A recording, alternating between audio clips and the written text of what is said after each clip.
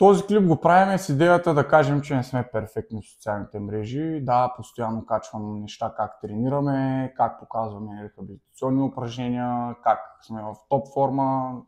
Между другото, винаги съм в топ форма от години наред. Не защото спазвам някакви специални режими, защото се движа. Забавлявам се с жените. Все пак това е неизменна част от живота, така че момчета, обръщайте внимание на жените, много е важно.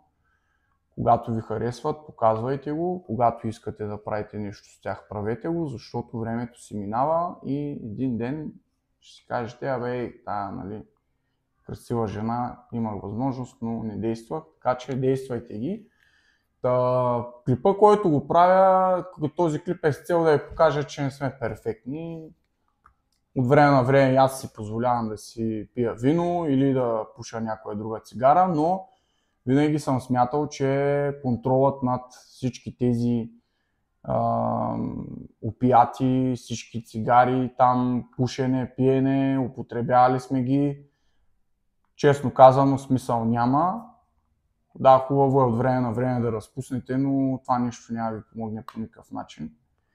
Все пак смятам, че България и като цяло поколенията преди нас са имали доста сериозни проблеми с алкохола във всяко едно отношение. Убеден съм, че на повечето от вас, на дядовците им и бащите им са си правили казани с ракия и са прекалявали.